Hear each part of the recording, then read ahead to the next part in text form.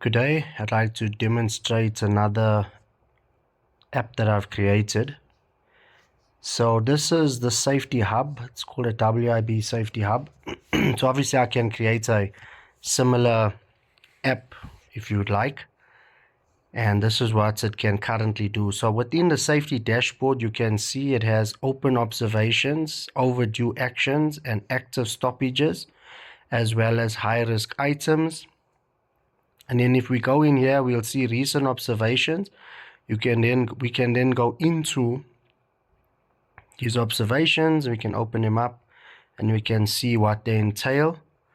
There's more detail into the observations themselves. You can see there's photographic evidence that we can add, active stoppages. So let me just do a quick demonstration to show you how it would work. So for example, if we go into this section, we'll see we have the dashboards, we have projects. So under project, we can see we have the WIB project. We then have planning. Okay, that will also help us to identify any planned activities taking place over the next 2 weeks, over the next 30 days, 60 days, 90 days. Okay, we can also see that within the items of planning, we then have pending, approved, in progress, and completed activities, including deferred. And then we can also go from a can, so we can look at a Kanban, which I've demonstrated here, right? And then we also have a list of planned activities that are taking place over the next period. So if we go back into this section, we'll see we have observations. Okay, so these are all the open observations that are here. And then we also have the filters that we can look at if they're unsafe acts, if they're open, or if they are in progress. And then we can also look at the high risk or critical aspects that we can signal out from the filtering process. All right, and then we have actions. So basically from observations, we would raise actions, and then actions can then be assigned to specific personnel that are part of the team, basically, that you then assign the responsibilities to, and that action will then be assigned to them where they need to close it out. So from that, you'll see I have my actions that are open, that are available to me. And then we also have what we call job stoppages. So I'll explain to you how those job stoppages also work in a second. And next we have our reports, which also gives us some analytics as well. You can see we have a small dashboard, and we can improve on the dashboard as we would like it to be, whatever we want it to indicate. And then we can also signal it down, or we can hone it down to, for an example, 7 days that we can look at. And we can also look at the various sites as well. So there's 2 projects currently loaded on the sample, and then we can also export reports into CSVs, which we can obviously copy and paste on into our Excel spreadsheets. Okay, so just a quick one. So let's look at our observations.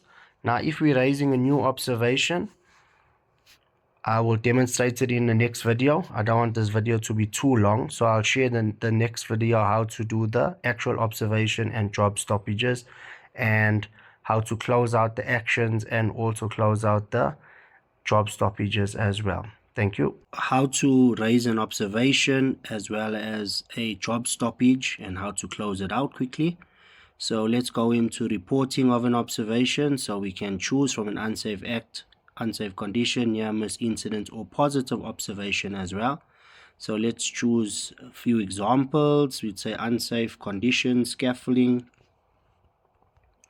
So we're saying unsafe, green tagged scaffolding,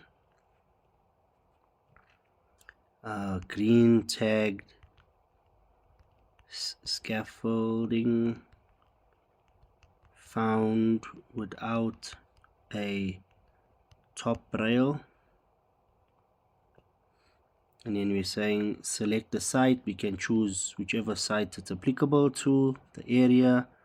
We're using an example, O&M building, contractor, mega HVT, supervisor would be Chase. And then we can choose an example of a picture I don't have a picture at the moment of a scaffolding easily righted, so I'm just going to use this as an example. So we've chosen it. There's the photographic evidence. It will load. There's our picture. Then we can choose, okay, from a risk perspective, we can say the likelihood of this occurring is a 3. If somebody dies, it would be something serious, so we can say, okay, it's a fatality, severity. So that risk rating now indicates that this specific observation is a high risk. We then now would go in and we would create a job stoppage. Okay, so for an example, we'll say reason for stoppages, unsafe scaffolding. We said it's just that specific area. It is at the O&M building, and then we've assigned it to Chase Parsons.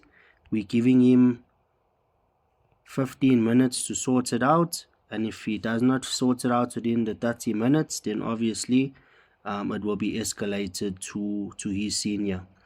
Then we would submit the observation, and now this observation that is being created excuse me, will be assigned to him. Now remember as well, what we need to do is we need to create an action from that. So from that same unsafe scaffolding